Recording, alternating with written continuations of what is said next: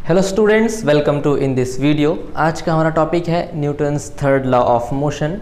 पिछले लेक्चर में हमने न्यूटन के सेकेंड लॉ ऑफ मोशन को पढ़ा था। उसके बाद हमने वहाँ से बल का मान निकाला था जो कि आता है F = ma। इस फॉर्मूले को डिराइव किया था। उसके बाद हमने यहाँ पे बल के मात्रक को पढ़ा था कि बल के जो है CGS सिस्टम में क्या मात्रक हो सकते हैं या फिर SI सिस्टम में क्या हो सकते हैं उसकी यूनिट। उसके बाद हमने पढ़ा था कि अगर कोई वस्तु त्रिविमीय गति कर रहा हो, 3 डायमेंशनल मोशन कर रहा हो, तो वहाँ पर बल का मान क्या हो सकता है। तो आज का हमारा टॉपिक है Newton's third law of motion. तो Newton third law of motion को स्टार्ट करने से पहले हमको एक छोटा सा टॉपिक पढ़ना है, दैट इज इम्पल्स या इसे कहते हैं आवेग। पहले हम पढ़ेंगे आवेग क्या होता है, उसके बाद हम पढ़ेंगे न्यूटन के थर्ड लॉ ऑफ मोशन को। तो हमको पता है कि अगर कोई वस्तु अगर मान लीजिए एक वस्तु यहाँ पर है, ये वस्तु अगर दूसरी वस्तु से टकरा रही है, इस पर बल लगाया हमने और बल लगाकर किसी तरफ फेंका तो ये वस्तु यहाँ से टकरा रही है। तो देखिए यहाँ पर जैसे ही वो टकराएगी तो टकराने के पश्चात फिर टकराने के बाद इस वस्तु द्वारा इस पर बल लगेगा और ये वापस तरफ चली आएगी। तो टकराने से लेकर के वापस आने तक, मतलब कि मान लीजिए हमने एक यहाँ पे बैट ले लिया, ठीक है। अब इस पर एक बॉल आ रही है, मान लीजिए गेंद यहाँ पर है, इस पर हमने फोर्स लगाया F और ये गेंद धीरे धीरे आ रही है इस तरफ और यहाँ पर आकर के इससे टकरा गई, ठीक है। तो यहाँ पर देखेंगे कि बैट द्वारा क्या होगा, बैट बॉल पर क्या लगाएगा, एक बल आरोपित करता है। तो वहाँ पर हम कह सकते हैं कि इस पर एक बल आरोपित करता है, वही होता है बल का आवेग। उसी से हम निकालते हैं बल का आवेग। जैसे कि इसकी बल के आवेग की डिफिनीशन होती है कि बल का आवेग बराबर होता है, या वस्तु द्वारा लगाए गए बल का आवेग, वस्तु द्वारा लगाए गए बल का आवेग बराबर होता है, बल का आवेग बराबर होता है वस्तु द्वारा आरोपित कुल बल, वस्तु द्वारा आरोपित बल गुणे समयांतराल, जिस समयांतराल में वस्तु क्या होती है, दूसरी वस्तु पर बल लगाती है। मान लीजिए हमने यहाँ पर एक बैट ले लिया, ठीक है। अब यहाँ पर अगर देखें तो जैसे ही गेंद इस पर आएगी, गेंद अगर यहाँ से यहाँ पर टकरा रही है तो जैसे वो टकराना शुरू करेगी तो बीच में कुछ ना कुछ समांतराल होगा। अब वो चाहे समांतराल 0.001 सेकेंड का हो या फिर 0.01 सेकेंड का हो, उससे मतलब नहीं है, लेकिन कुछ समांतराल है। तो यही समांतराल लेते हैं। इस समांतराल में बैट द्वारा जो गेंद पर जो बल लगेगा, अगर उसी का हम गुणनफल निकाल लें, वस्तु द्वारा आरोपित बल, ये वस्तु है, वस्तु द्वारा आरोपित बल, दूसरे वस्तु पर आरोपित बल गुणे समयांतराल, जिस समयांतराल में बल लग रहा है, तो दोनों का जो गुणनफल होता है उसी को कहते हैं वस्तु द्वारा लगाए गए बल का आवेग, ठीक है। तो यहाँ पर वस्तु द्वारा लगाए गए बल का आवेग बराबर होता है वस्तु द्वारा आरोपित बल गुणे समयांतराल, या इसे J से रिप्रेजेंट करते हैं या फिर I से रिप्रेजेंट करते हैं। सब कुछ बुक में I दिया हुआ है, कुछ बुक में J दिया हुआ है, तो आप चाहे J से रिप्रेजेंट करिए। तो J वेक्टर या I vector is equal to होता है वस्तु द्वारा लगाया गया बल यानी F vector multiply delta T। तो ये होता है हमारा फार्मूला, ठीक है। या फिर हम कह सकते हैं कि J vector is equal to होता है F vector into delta T। तो ये होता है बल का आवेग, ठीक है। अगर इसके मात्रक की बात करें, इसकी यूनिट की बात करें या मात्रक की बात करें, तो यहाँ पर हम देखेंगे कि अगर आवेग का मात्रक, तो अगर हम लोग बात करें SI सिस्टम में, तो SI सिस्टम में बल का मात्रक होता है आवेग का मात्रक बराबर होगा बल का मात्रक गुणे समय का मात्रक। तो बल का मात्रक SI सिस्टम में होता है न्यूटन। तो यहाँ कह सकते हैं न्यूटन इंटू समयांतराल क्या होता है, सेकेंड। तो न्यूटन इंटू सेकेंड, ये होता है हमारा SI सिस्टम में आवेग का मात्रक। या फिर आवेग का मात्रक हो सकता है डाइन इंटू सेकेंड, ये होगा हमारा CGS सिस्टम में। तो अगर CGS सिस्टम में बात करेंगे आवेग के मात्रक की तो होगा डाइन सेकेंड, और अगर SI सिस्टम में बात करेंगे तो होगा न्यूटन सेकेंड। तो ये होता है हमारा बल का आवेग, ठीक है। इस पर भी कुछ क्वेश्चन पूछे जा सकते हैं, तो इसको आप लोग स्क्रीनशॉट ले लीजिए इसका।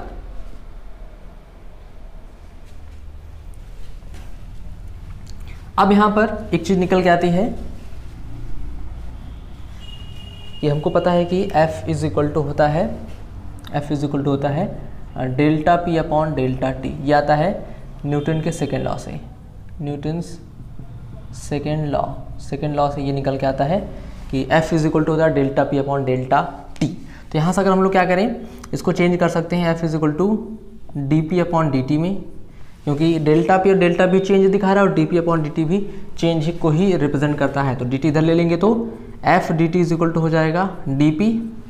अब मान लेते हैं कि जब वस्तु T1 समय में जब समय T1 था, जब वस्तु जाके वहाँ टकरा रही थी, तो उस समय जो संवेग था, ऐसे लिख लें, समय और संवेग, ठीक है। तो जब हमारे समय T1 लिया था तो T1 समय मान लेते हैं संवेग P1 था और T2 समय में संवेग क्या था, P2 था, ठीक है। तो इस स्थिति में जो हमारा इक्वेशन 1 है, इक्वेशन 1 इस तरह से आएगा कि F D T is equal to हो जाएगा डी पी। अब यहाँ पे क्या कर दें, या फिर यहाँ से लिखते हैं F D T is equal to हो जाएगा डी पी। अब यहाँ से अगर हम ले लेते हैं कि मान लीजिए समयांतराल T1 से शुरू करके T2 पहुँच रहा है और संवेग P1 से शुरू करके P2 पर पहुँच रहा है, तो यहाँ पर होगा इसका इंटीग्रेशन। तो ऐसे लिखते हैं इंटीग्रेशन T1 टू T2, क्योंकि यहाँ पे T के रेस्पेक्ट में किया जाएगा समाकलन, F into D T is equal to हो जाएगा यहाँ पर P1 इंटू P2 और यहाँ हो जाएगा dP, ठीक है। तो यहाँ पर इसको लिख सकते हैं T1 इन T2 और F D T is equal to हो जाएगा ये, इसका करेंगे डी पी का समाकलन, तो dP का समाकलन होता है P। फॉर्मूला हमारा इस तरह से होता है कि integration of x power n dx is equal to x power n plus 1 upon n plus 1। ये फॉर्मूला हम यहाँ पे यूज़ किए हैं। यहाँ पर dP देखना है तो dP में x टू द पावर या p की पावर है ही नहीं, तो लिख सकते हैं p टू द पावर 0 और dP, ठीक है। और फार्मूला लगाते हैं तो p power 0 plus 1 upon 0 plus 1, ये आ जाएगा p। यानी यहाँ पे इसका इंटीग्रेशन क्या होगा, p होगा। और ये जो लिमिट रहती है, लिमिट को लिखते हैं P1 टू P2 इस तरह से। अब यहाँ पे इसको लिख लेते हैं, मान लीजिए यहाँ पर मान लेते हैं कि इसकी वैल्यू क्या आ जाए, F जो F आ रहा है वो F एवरेज मान लेते हैं, औसत वेग, औसत बल गुणे यहाँ पर इसको भी सॉल्व करेंगे तो इसको हम इंटीग्रेशन करते हैं, यहाँ भी T आएगा, तो इस तरह से लिख सकते हैं T और यहाँ पे समय T1 से T2 इज इक्वल टू यहाँ हो जाएगा P2 माइनस P1। अब देखिए यहाँ पर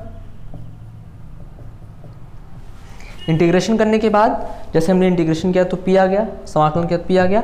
अब यहाँ पे जैसे लिमिट लगाते हैं तो पहले लिखते हैं अपर लिमिट, फिर लिखते हैं माइनस लोअर लिमिट। तो अपर लिमिट P की जगह पे P2 हो जाएगा, माइनस P की जगह P1 हो जाएगा। और यहाँ से अगर सॉल्व करें तो यहाँ से अगर सॉल्व करते हैं तो F average is equal to F average multiply delta T यहाँ भी आ जाएगा, या फिर इसको लिख सकते हैं T2 माइनस T1, पहले लिखेंगे T2 minus T1 upper limit minus lower limit is equal to हो जाएगा P2 माइनस P1, या फिर लिख सकते हैं F average multiply delta T is equal to delta P। तो ये हमारा निकल के आता है संवेग। यानी हमको पता है कि अभी हमने पढ़ा है कि J vector is equal to क्या होता है, J vector is equal to होता है F vector into delta T। तो यहाँ पर F एवरेज या डेल्टा T की वैल्यू कितनी आ गई, डेल्टा P आ गई। यानी जो आवेग होता है किसी वस्तु पर, वस्तु द्वारा लगाए गए बल का आवेग जो होता है वो उसके संवेग परिवर्तन के बराबर होता है। यहाँ पर हमने देखा कि जो J वेक्टर या I वेक्टर की जो वैल्यू निकल के वो कितनी है, वो है F vector into delta T। तो यहाँ पर देख रहे हैं कि जो F वेक्टर और डेल्टा T की वैल्यू हो वो डेल्टा P के बराबर है। डेल्टा P के बराबर होने का मतलब कि जो आवेग होगा, जो बल का आवेग होता है वो वस्तु द्वारा वस्तु के संवेग परिवर्तन के बराबर होता है, ठीक है। वस्तु द्वारा लगाए गए बल का आवेग उसके संवेग परिवर्तन के बराबर होता है। तो यहाँ पे आप स्टेटमेंट लिख लीजिएगा लास्ट में, स्टेटमेंट में ये इतना डिराइव करने के बाद कि वस्तु द्वारा, या हम लिख लेते हैं यहाँ पर वस्तु द्वारा लगाए गए बल का आवेग संवेग परिवर्तन के बराबर होता है, ठीक है। तो ये हो गया स्टेटमेंट, आप लोग इसका भी स्क्रीनशॉट ले लीजिए। तो हमने पढ़ा कि किसी वस्तु द्वारा लगाए गए बल का आवेग क्या होता है। आइए अब देख लेते हैं कि न्यूटन का थर्ड लॉ ऑफ मोशन क्या है, न्यूटन के गति विषय का तृतीय नियम। जैसे यहाँ पर अगर हम बात करें, मान लीजिए हम यहाँ पर किसी वस्तु को किसी टेबल पर रख देते हैं, ठीक है। ये कोई वस्तु है, वस्तु को हमने क्या किया, टेबल पर रख दिया, ठीक है। अब यहाँ पर देखते हैं कि हमको पता है कि सामान्यतः इस पर नीचे की ओर क्या लगता है, एक बल कार्य करता है जो कि होता है W=mg नीचे की तरफ, ठीक है। और ऊपर की तरफ हमको पता है कि ऊपर की तरफ एक बल कार्य करता है जिसे कहते हैं नॉर्मल फोर्स या फिर सामान्य बल, ठीक है। दूसरी स्थिति देखिए, जैसे कि हम क्या करते हैं, अगर हम अपने हाथ से तेजी से क्या करें, हाथ अगर मारें अपने हाथ को तो क्या होगा, हमारे हाथ पर चोट लगेगी। मतलब हम जितना तेज मारेंगे उतना ही तेज हमको चोट लगेगी। अगर हम धीरे से इसे मारते हैं तो धीरे चोट लगती है, और तेजी से मारेंगे तो और तेज चोट लगेगी, या फिर बहुत तेज मारेंगे तो बहुत तेजी से क्या होगी, चोट लगेगी। यानी हम जितनी तेजी इस पर बल लगा रहे हैं उतनी तेजी से ये जो बोर्ड है या फिर कह लीजिए जो दीवार है वो हमारे ऊपर भी क्या करे, बल लगा रही है। यहाँ पर देखिए इस स्थिति में क्या हो रहा है कि जो वस्तु है, वस्तु क्या हो रहा है, वस्तु के नीचे की ओर एक बल कार्य कर रहा है और वस्तु पर ऊपर की ओर भी एक बल कार्य कर रहा है। दूसरी स्थिति में अगर हम हाथ को अगर क्या करें, हाथ को जैसे यहाँ पे पटकते हैं तो क्या होता है, हाथ को पटकने से क्या होगा कि हमारे हाथ पर क्या होगा, चोट लगेगी। यानी हम अगर किसी वस्तु पर बल लगा रहे हैं या दीवार पर बल लगा रहे हैं तो दीवार भी क्या करे, हमारी तरफ उतना ही बल लगा रही है। तो यही होता है न्यूटन का third law of motion. Newton का थर्ड लॉ ऑफ मोशन ये कहता है कि इसे कहते हैं क्रिया प्रतिक्रिया का नियम।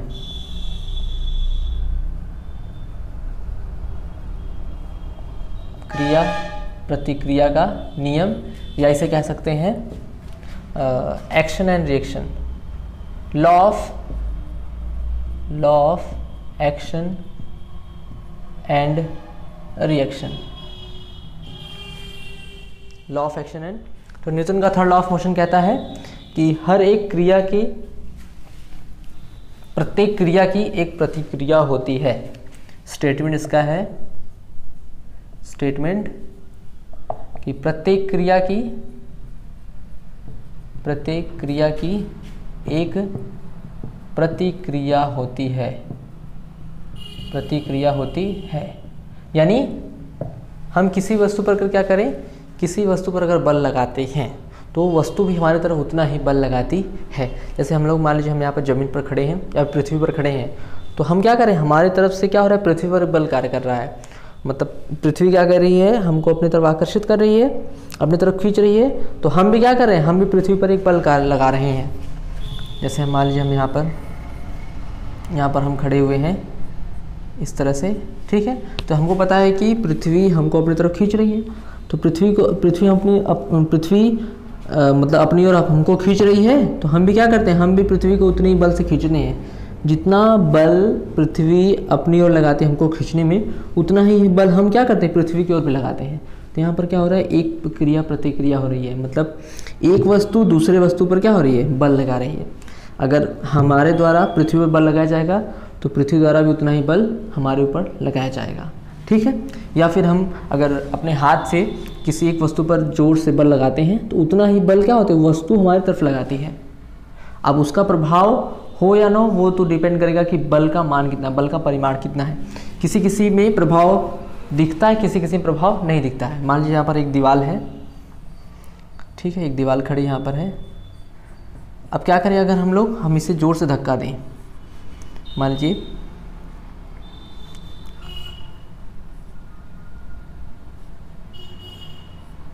अगर हम इसे जोर से धक्का दें, ठीक है, दीवार को अगर जोर से हम धक्का देंगे तो हम जितनी तेज धकेलेंगे उतना ही पीछे जाएंगे। मान लीजिए अगर हम थोड़ा सा बल लगाते हैं, 5 न्यूटन का बल लगाते हैं, मान लीजिए अगर हम यहाँ पर 5 न्यूटन का बल लगाते हैं, 5 न्यूटन का बल अगर यहाँ पर अप्लाई कर रहे हैं तो हम थोड़ा ही दूर जाएंगे। मान लीजिए अगर 10 न्यूटन का बल लगाते हैं तो और पीछे जाएंगे, 15 न्यूटन का बल लगाए तो और पीछे जाएंगे।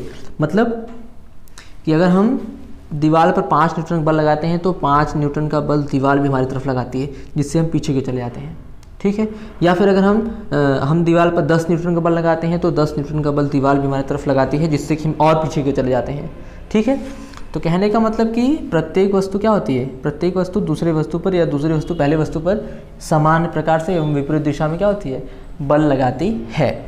अब बल का प्रभाव किसी किसी वस्तु में दिखाई देता है, किसी किसी वस्तु में दिखाई नहीं देता है। मान लीजिए कि इस दीवार को गिराने के लिए 50 न्यूटन के बल की ज़रूरत है, 50 न्यूटन, और हमारे पास इतना बल नहीं है कि हम इसे गिरा सकें।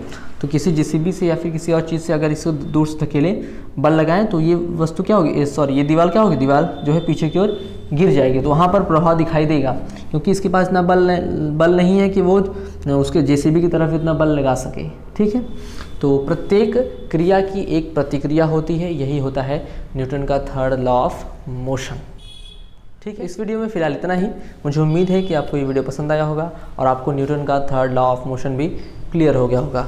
तो हमने अभी तक न्यूटन के first law of motion, second law and third law of motion को अच्छी तरह से कंप्लीट कर लिया है, जिसमें हमने कुछ और टॉपिक पढ़े, जैसे कि फोर्स को पढ़ा हमने, उसके बाद हमने मोमेंटम को पढ़ा, और फिर हमने आज पढ़ा इम्पल्स यानी आवेग को पढ़ा। अब आगे हमारा जो आने वाला टॉपिक है वो इन सब से रिलेटेड क्वेश्चन सॉल्व करेंगे इस पे हम, कि न्यूटन के फर्स्ट, सेकेंड और थर्ड लॉ से रिलेटेड जो भी क्वेश्चन है उसको हम सॉल्व करने वाले हैं। उसके बाद फिर हम आपका जो है नेक्स्ट टॉपिक स्टार्ट करने वाले हैं। तो मिलते हैं नेक्स्ट वीडियो में। धन्यवाद।